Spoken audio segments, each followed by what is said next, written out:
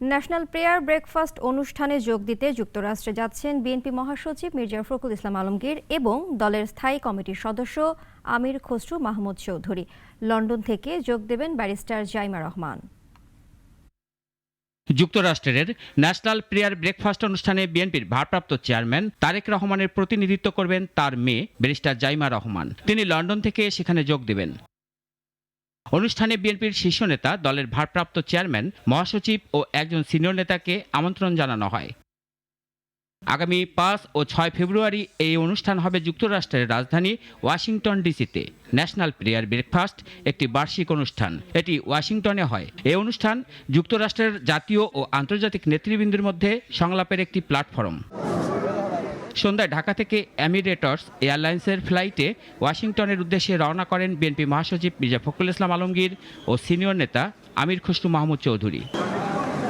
এর আগে বিমানবন্দরে অপেক্ষমান সাংবাদিকদের সাথে কথা বলেন তারা। এখানে কোনো আলোচনার বিষয় নেই, একটা ব্রেকফাস্ট প্রেয়ার আমরা আমন্ত্রিত হয়েছি, আমরা সেখানে যাচ্ছি, সাইড লাইনে কিছু আলোচনা হবে, কথা হবে। আর দলের সিনিয়র নেতা আমির খসরু জাইমা রহমানের যাবার বিষয়টি পরিষ্কার করেন। ব্রেকফাস্ট প্রেয়ার এটা হচ্ছে আমেরিকার একটা রিচুয়াল, এটা ইয়ারলি একবার হয়। জাইমা রহমান লন্ডন থেকে জয়েন করবেন, তারেক সাহেব উনি জাইমা রহমান ওনাকে রিপ্রেজেন্ট করবেন। জাইমা রহমান কোনো রাজনৈতিক কর্মসূচিতে অংশ না নিলেও প্রথমবারের মতো এত বড় একটি অনুষ্ঠানে যোগ দিচ্ছেন। রাশেদুল কাদির, নাগরিক, ঢাকা।